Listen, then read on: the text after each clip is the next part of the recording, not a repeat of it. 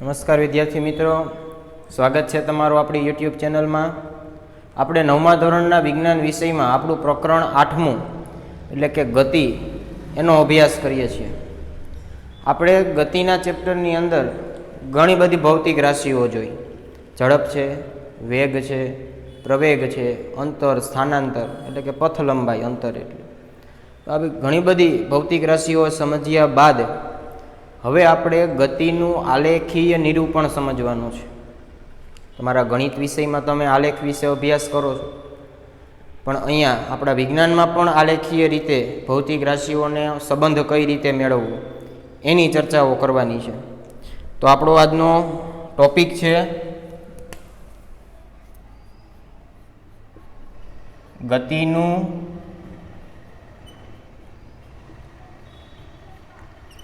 આલેખીય નિરૂપણ.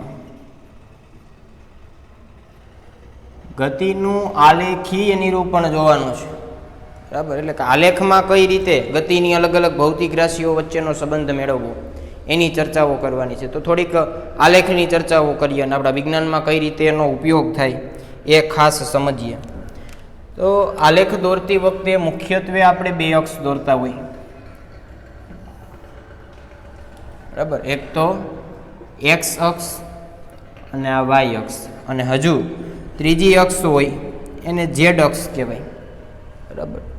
પરંતુ આપણે એનો ઉપયોગ નથી, કારણ કે આપણે દ્વિપરિમાણમાં ગતિનો જ અભ્યાસ કરીએ છીએ આપણા ચેપ્ટરની અંદર.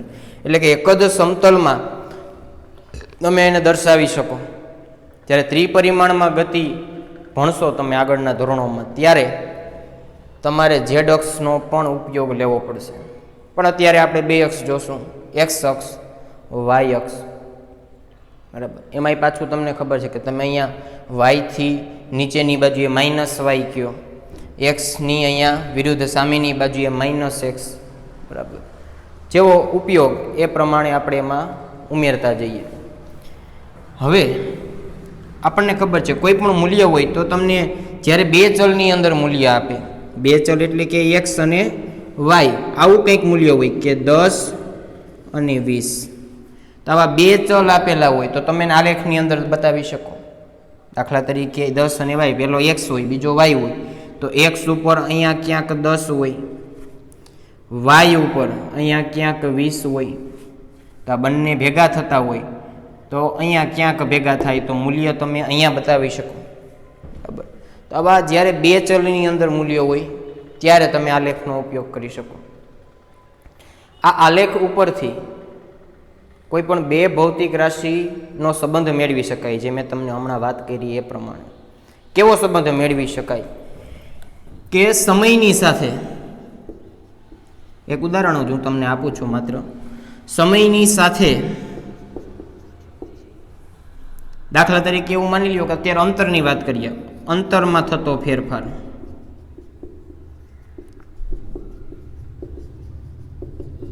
સમયની સાથે અંતરમાં થતો ફેરફાર, તો અહીંયા સમય લઈ લ્યો તમે, એક અક્ષ તરીકે અહીંયા શું લઈ લ્યો, સમય, અને વાય અક્ષ ઉપર અંતર લઈ લ્યો.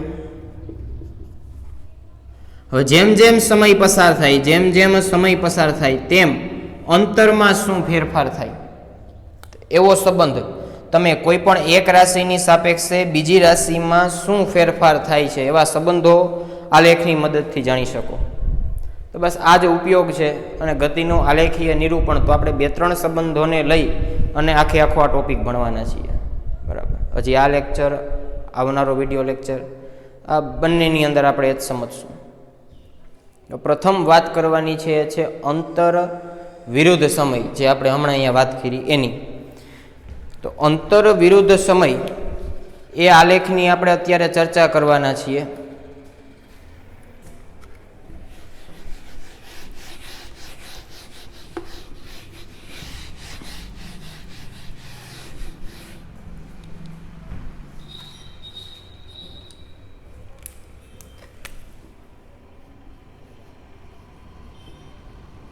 અંતર વિરુદ્ધ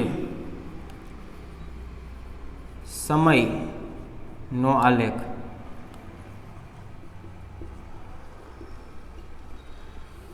જો ને વંચાઈ અંતર વિરુદ્ધ સમય, બરાબર કે એ વિરુદ્ધ અક્ષ ઉપર હોય ને એટલા માટે.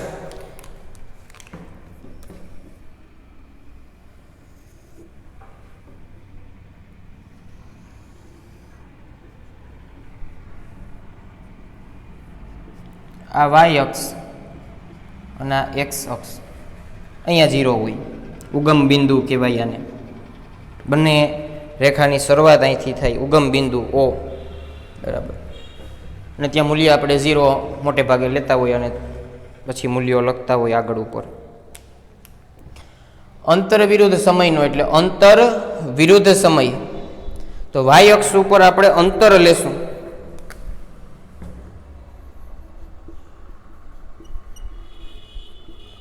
અને એક્સ અક્ષ ઉપર સમય લેશું, ટાઈમ, સમય, બરાબર. અંતર વિરુદ્ધ સમયનો આલેખ છે એટલા માટે. હવે આ આલેખની અંદર હું એક પદાર્થની ગતિને બતાવું છું, જોજો ખાસ.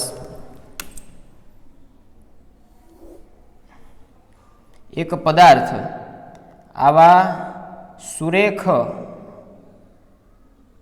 આલેખ વડે દર્શાવી શકાય એવી રીતે ગતિ કરે છે. આવો આલેખ છે એનો.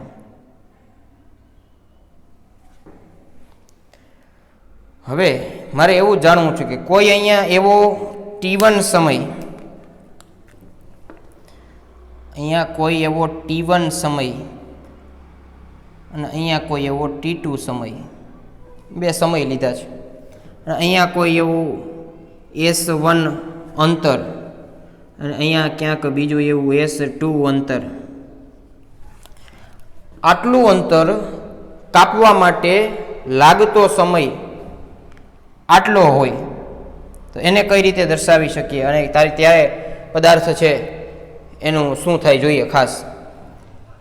તો આપણે આવી એક ડોટેડ લાઇનથી આ આલેખ ઉપર જઈએ. આલેખને હું લંબાવી દઉં છું.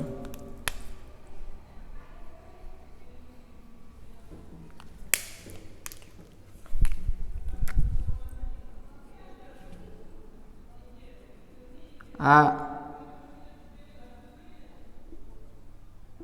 એક ડોટેડ લાઈન વડે આપણે બતાવ્યું છે. ઓકે, આને પણ આપણે ડોટેડ લાઈન વડે ઉપર લઈ જઈએ.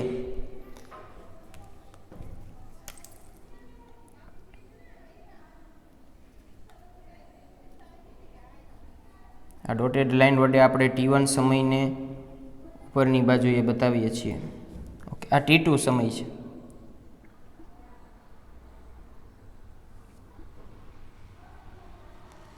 આ આલેખ છે આપણો.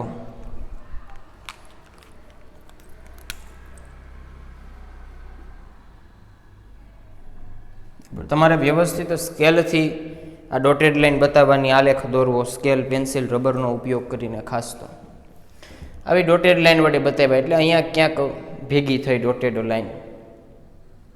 હવે તમે સ્કેલથી કરશો ને વિદ્યાર્થીઓ, એટલે અહીંયા આ એક અહીંયા ત્રિકોણ બને છે, ખાસ અગત્યનું એક ત્રિકોણ અહીંયા બન્યો છે. આવો ત્રિકોણ,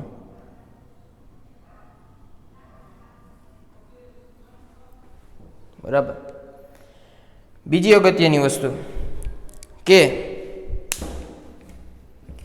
આપણે આ આલેખ ઉપરથી, આપણી પાસે અંતર છે, અહીંયા સમય છે, આ આલેખ ઉપરથી આપણે ઝડપ અથવા તો સ્થાનાંતર લીધું હોય તો વેગ, બંને આપણને મળી શકે, ઝડપ મેળવી શકીએ. તો આપણને ખબર છે કે એનું સૂત્ર v બરાબર s/t. s કેટલું છે અંતર? તો કે અંતિમ માઇનસ પ્રારંભિક. આ પ્રારંભિક છે, આ અંતિમ છે. તો s2 - s1 છેદમાં અહીંયા t2 - t1, t2 - t1, આવું સૂત્ર આપણને મળે, ઝડપ v બરાબર. અને અહીંયા આ s2 - s1 એટલે કે આ ભાગ છે જે, બરાબર, s2 - s1 અને t2 - t1 આ ભાગ છે. આ ભાગ અને આ ભાગ, આ ભાગ અને આ ભાગ એ બંનેનો ગુણોત્તર લીધો છે આપણે, બરાબર. અને આને કહેવાય રેખાનો ઢાળ અથવા તો આ આલેખનો ઢાળ એવું પણ કહી શકાય, બરાબર. ઢાળ જ છે, તમે જુઓ ને, ઢાળ જનરલી આપણે કોના માટે વાપરતા હોય શબ્દ? ઢાળ જ છે આ. તો ઢાળને સ્મોલ એમ વડે દર્શાવાય, સ્મોલ એમ વડે. અને આ ઢાળ એ મૂલ્ય કોનું છે તમે જુઓ તો કે અંતરના છેદમાં સમય એટલે વેગનું, ઝડપનું જ મૂલ્ય છે. એના બરાબર v બરાબર s2 - s1 છેદમાં t2 - t1. આ સૂત્ર vની જગ્યાએ આપણે મૂકી દીધું. આ ઢાળનું મૂલ્ય થયું, બરાબર. તો આ ઢાળ ખરેખરથી ઢાળનું સૂત્ર થાય tan થીટા, બરાબર. તો થીટા શું છે અહીંયા? થીટા તરીકે ખૂણો કયો લેવાનો? તો કે જે તમારી આલેખની રેખા છે આ, બરાબર, એણે એક્સ અક્ષ સાથે બનાવેલ ખૂણો આ થીટા. તો એના ઉપરથી તમને થીટાનું મૂલ્ય ખબર હોય 45 ડિગ્રી કે 60 ડિગ્રી કે જે કંઈ પણ મૂલ્ય ખબર હોય એના તમે tan કાઢો એટલે તમને ઢાળનું મૂલ્ય મળે. અથવા તો ઢાળ એ શું છે ખરેખરથી? અંતર વિરુદ્ધ સમયની અંદર ઢાળ એ ઝડપ જ છે. તો એનું સૂત્ર મૂકીને પણ તમે ઢાળ શોધી શકો. તો ખાસ ઢાળ છે એ અગત્યનો છે. જેમ અંતર વિરુદ્ધ સમયના આલેખમાં ઢાળ તમને શેનું મૂલ્ય આપે? તો કે ઝડપનું. તેવી જ રીતે વેગ વિરુદ્ધ સમય ના આલેખમાં ઢાળ છે એ તમને પ્રવેગનું મૂલ્ય આપે. જેવો તમે આલેખ લીધો એ પ્રમાણે એનો ઢાળ છે એ બદલાય. તો આ વાત થઈ અંતર વિરુદ્ધ સમયના આલેખની. બીજી એક અગત્યની વાત કે તમને કોઈ ચોક્કસ મૂલ્યો આપી દે તોય તમે આલેખમાં બતાવી શકો કે ભાઈ અહીંયા તમે 10, 20, 30, 40 આવું તમે લખી શકો. અહીંયા કોઈ મોટો અંતરો આપેલા હોય તો 20 લ્યો, 20-20ના ગેપમાં 40, 60, 80 અને મૂલ્ય ઉપરથી તમે ઢાળ શોધી અને તમે મૂલ્ય મૂકી સૂત્રોમાં અને તમારો જવાબ મેળવી શકો. તો આ આલેખનો ઉપયોગ છે, બરાબર. પણ આલેખ તો જ આવડે કે જો આપણે ભૌતિક રાશિઓના કન્સેપ્ટ આપણા મગજમાં ક્લિયર હોય. તમને ઝડપ વિશે ખબર હોવી જોઈએ, એના સ્થાનાંતર હોય કે વેગ હોય, દરેક ભૌતિક રાશિઓ આપણા મગજમાં ક્લિયર હોવી જોઈએ. તો જ આપણને આ આલેખની રીત સમજાય, બરાબર. તો આલેખની વાત કરી. ત્યારબાદ બીજી એક અગત્યની વાત છે, અહીંયા સુરેખા છે, સુરેખ આલેખ છે. એનો મતલબ કે જેમ જેમ સમય પસાર થાય, સમયના એક સરખા ગાળામાં એક સરખું અંતર કપાતું હોય તો જ આલેખ સુરેખ મળે, બરાબર. તો આ ગતિ કેવી છે? તો કે નિયમિત ગતિ છે. અહીંયા ઝડપ બદલાતી નથી, અચળ ઝડપ અથવા તો અચળ વેગી ગતિ છે. એનો આલેખ તમને સુરેખા મળે. બાકી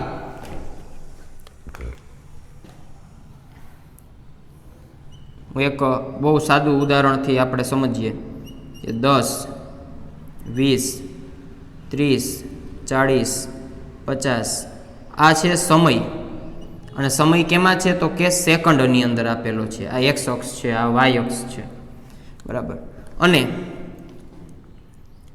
અહીંયા આપણે લઈ લઈએ છીએ સેમ 10, 20, 30, 40, 50, 60 અને આ જે અંતર છે એ મીટરમાં છે. અંતર શેમાં લખ્યા છે આપણા? તો કે મીટરમાં આંકડાઓ લખેલા છે, બરાબર. અને આ સમય છે તે સેકન્ડમાં છે. હવે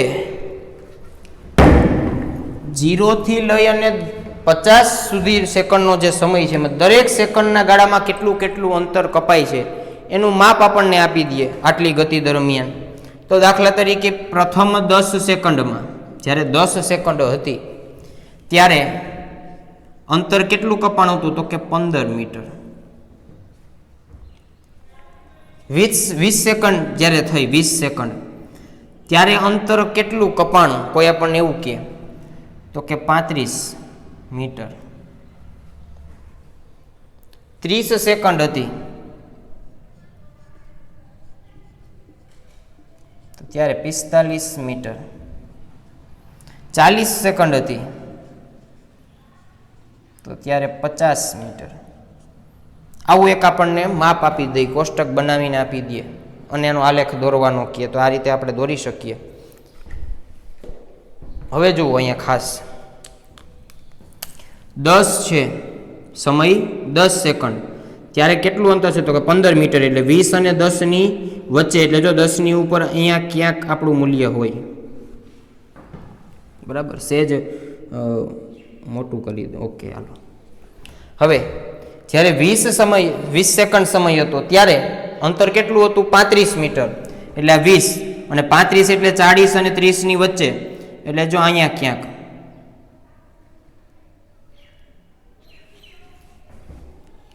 તેવી જ રીતે જ્યારે 30 સેકન્ડ સમય હતો ત્યારે 45 મીટર, એટલે કે 50 ની 40 ની વચ્ચે, એટલે અહીંયા ક્યાંક.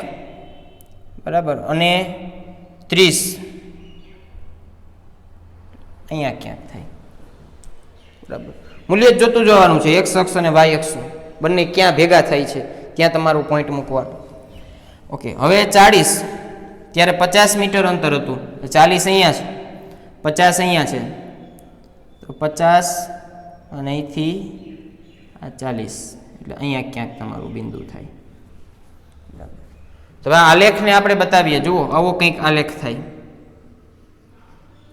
આલેખ તમે દોરો ને તો દરેક બિંદુમાંથી પસાર કરી અને આલેખ દોરો તો આવો આલેખ મળે. તો આ સુરેખા નથી, સીધી રેખામાં નથી. એનો મતલબ કે સમયના એક સરખા ગાળામાં એક સરખો વધારો નથી થતો અંતરમાં. ક્યારેક વધે છે અંતર તો ક્યારેક થોડુંક ઘટી જાય. જે શરૂઆતમાં વધતું હતું પછી વધારો થતો હતો પણ ઓછો થતો હતો, એટલે આલેખ છે એ સીધી લીટીમાં થતો ગયો. તો આને પરવલય આકાર કહેવાય. પરવલય આકાર, સુરેખા આકાર નથી. અને પરવલય આકાર હોય એનો મતલબ કે અનિયમિતતા છે. અનિયમિતતા હોય ત્યારે પરવલય આકારનો આલેખ મળે આપણને. તો આ વાત થઈ અંતર વિરુદ્ધ સમયના આલેખની. ત્યારબાદ વેગ વિરુદ્ધ સમયના આલેખની થોડીક ચર્ચા કરી લઈએ.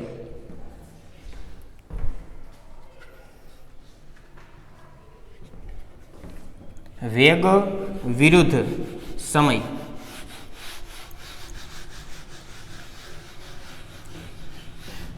જેમ અંતર વિરુદ્ધ સમયના આલેખમાં ઢાળ છે એ ઝડપનું મૂલ્ય આપતો હતો, તેમ વેગ વિરુદ્ધ સમયનો આલેખ છે તે આપણને પ્રવેગનું મૂલ્ય આપે. અને હવે આપણે સમજી શકીએ કે કઈ રીતે થાય, કારણ કે વાય અક્ષના છેદમાં એક્સ અક્ષ તમે લ્યો, વાય અક્ષ ઉપર વેગ હોય અને એક્સ અક્ષ ઉપર સમય હોય, બંનેનો ગુણોત્તર લ્યો એટલે આપણા પ્રવેગનું સૂત્ર થઈ જાય વેગના છેદમાં સમય.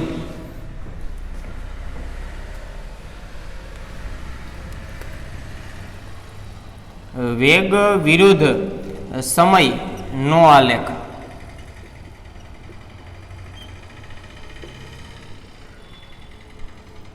વેગ વિરુદ્ધ સમયનો આલેખ એટલે હવે આલેખ આપણે દોરીએ. અહીંયા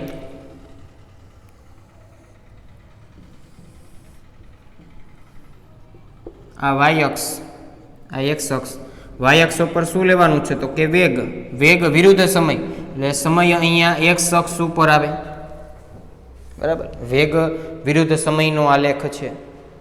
અને હું અહીંયા એવો એક પદાર્થની ગતિ બતાવું કે જે સમયની સાથે સાથે જેનો વેગ એક સરખો છે. બરાબર, એનો આલેખ આવો કંઈક દોરાય. આવો કંઈક આ સમાંતર સુરેખા આલેખ નથી, આ સમાંતર આલેખ છે. એક્સ અક્ષને સમાંતર છે. એટલે કોઈ પણ એક રાશિ કેવી હોય તો કે સ્થિર હોય, અચળ હોય, બદલાતી ન હોય.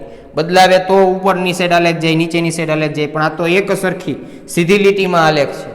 બરાબર, સમાંતર આલેખ એટલે કે વેગ અચળ છે, વેગનું મૂલ્ય આ જ છે, સતત ને સતત ચાલુ. બરાબર, જ્યારે સમય છે એ પસાર થાય છે. અહીંયા 0.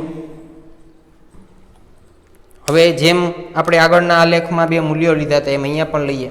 કોઈ અહીંયા હું t1 સમય લઈ લ્યો, અહીંયા t2 સમય. આ બે સમયની વચ્ચે અહીંયા જે વેગ હશે એને આપણે v1 કહી દઈએ.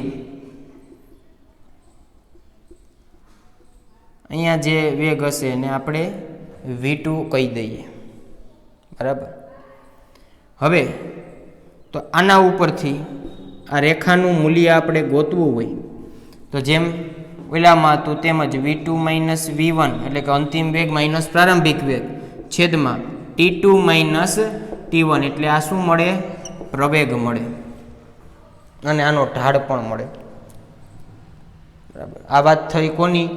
તો કે અંતર વિરુદ્ધ સમયના આલેખની.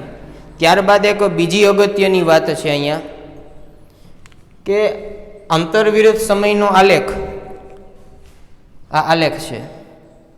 આપણે આટલા આલેખની જ વાત કરીએ છીએ અત્યારે, કારણ કે જો અહીંયા મેં મૂલ્યો લખી નાખ્યા છે કે ભાઈ આટલા સમયની અંદર કેટલું એનો વેગમાં ફેરફાર થાય છે, આટલું જ આપણે લીધું છે. તો આટલા આલેખ, આ આલેખ એના વડે ઘેરાતું ક્ષેત્રફળ, આના વડે ઘેરાતું ક્ષેત્રફળ એ તમને કાપેલા અંતરનું માપ આપે. આટલા વેગથી જે ગતિ કરે છે પદાર્થ સમયની સાથે, તો કેટલું અંતર કાપે? અંતરનું મૂલ્ય કોણ આપે? તો કે આલેખ વડે ઘેરાતા ક્ષેત્રફળના મૂલ્ય જેટલું. જોઈએ તો અહીંયા ક્ષેત્રફળની વાત કરીએ. આટલો ભાગ ઘેરો છે આ આલેખે, આ આલેખે આટલો ભાગ જે છે એ ઘેરો છે, લંબચોરસ જેવો ભાગ છે, બરાબર. અહીંયા હું એવું હોય તો નામે આપણે આપી દઈએ ABCD, બરાબર. તો અહીંયા અંતર બરાબર શું થશે? પદાર્થે કાપેલ અંતર બરાબર તો કે આ લંબચોરસ ABCD નું ક્ષેત્રફળ, કારણ કે આટલો ભાગ ઘેરાણો છે આલેખ વડે. હવે લંબચોરસનું ક્ષેત્રફળ આપણને ખબર છે લંબાઈ ગુણ્યા પહોળાઈ, લંબાઈ ગુણ્યા પહોળાઈ એટલે કે L ઇન્ટુ B, બરાબર. એની બ્રોડનેસ કેટલી છે અને લેન્થ કેટલી છે એનો તમે ગુણાકાર કરો એટલે તમને એનો જવાબ મળે. અને એ જવાબ તમને શું મળશે? તો કે અંતર, પદાર્થે કેટલું અંતર કાપ્યું છે એ. તો આલેખના બધા ઉપયોગો પણ છે. જુઓ કે તમને અંતરનું માપ મળી જાય, ક્ષેત્રફળ ગોતી લ્યો આલેખનું. તો ખાસ અગત્યનું અહીંયા જ તમને કહેવાનું હતું કે અંતર તમને મળી શકે કેના દ્વારા? આલેખ વડે ઘેરાતા ક્ષેત્રફળની. તો આ ખાસ અગત્યની બાબત હતી કોની? વેગ વિરુદ્ધ સમયના આલેખની. એવી જ રીતે અહીંયા તો જો વેગ છે એ બદલાતો નથી, અચળ છે. તો આ આલેખ કેવો હશે?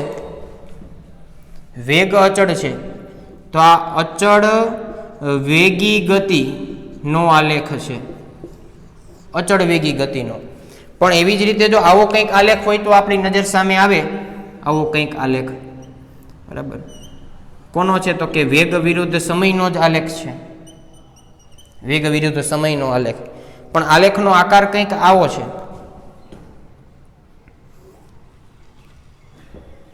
એનો મતલબ શું થયો? તો કે જેમ જેમ સમય પસાર થાય છે તેમ તેમ વેગ પણ વધે છે.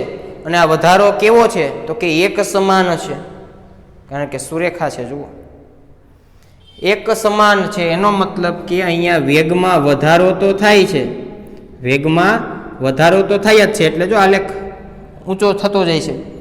પણ વેગમાં વધારાને શું કહેવાય? પ્રવેગ. પ્રવેગ તો અહીંયા છે જ, પણ કેવો છે? તો કે સમયના એક સરખા ગાળામાં એક સરખો વધારો થાય છે, એટલે આવો આલેખ મળે છે આપણને, બરાબર. તો અહીંયા અચળ પ્રવેગી ગતિ છે, આ અચળ પ્રવેગી ગતિ. એવી જ રીતે અહીંયા એક આલેખ દોરું છું, જોજો. આ બધા એક એક માર્કના પ્રશ્નો છે. એક એક માર્કમાં જ આવું આપણને પૂછાય કે ભાઈ આ આલેખ શું દર્શાવે છે. આવો કંઈક એક આલેખ છે અને કોનો છે? વેગ વિરુદ્ધ સમયનો જ. આ વેગ વિરુદ્ધ સમયનો જ આલેખ છે. પણ આવો આલેખ છે, જુઓ સુરેખા જ છે પણ ઉલટો. એનો મતલબ કે વેગમાં સતત શું થાય છે? ઘટાડો થાય છે. વેગમાં ઘટાડો થાય ને શું કહેવાય? પ્રતિપ્રવેગ. એટલે પ્રતિપ્રવેગ જોવા મળે છે સમયની સાથે સાથે. પણ કેવો પાછો ઘટાડો? તો કે એક સરખો, એટલે સીધી રેખા છે. એનો મતલબ કે અહીંયા કેવી ગતિ છે? અચળ પ્રતિપ્રવેગી ગતિ. ઘટાડો તો થાય છે એટલે પ્રતિપ્રવેગ છે, પણ કેવો છે તો કે નિયમિત છે, એક સરખો છે, એટલે અચળ પ્રતિપ્રવેગી ગતિ એવું આપણે અહીંયા કીધું. તો બસ આલેખ ઉપરથી આપણને ગતિનો ખ્યાલ આવે કે ભાઈ આ ગતિ કેવા પ્રકારની છે એનો આપણને અંદાજ આવે. તો આ હતા બધા આલેખો, અંતર વિરુદ્ધ સમય અને વેગ વિરુદ્ધ સમય. ત્યારબાદ હવે આ આલેખોની મદદથી જ એક સૂત્રો આપણે મેળવવાના છે અલગ અલગ રાશિઓના સંબંધો દર્શાવતા, અને ખાસ કરીને અચળ પ્રવેગી ગતિ માટેના. બરાબર, એ નેક્સ્ટ વિડીયો લેક્ચરની અંદર સમજશું. ત્યાં સુધી આલેખની પ્રેક્ટિસ કરો. કંઈ પણ ન સમજાય તો તમે પૂછી શકો છો. બરાબર, જોઈ લો.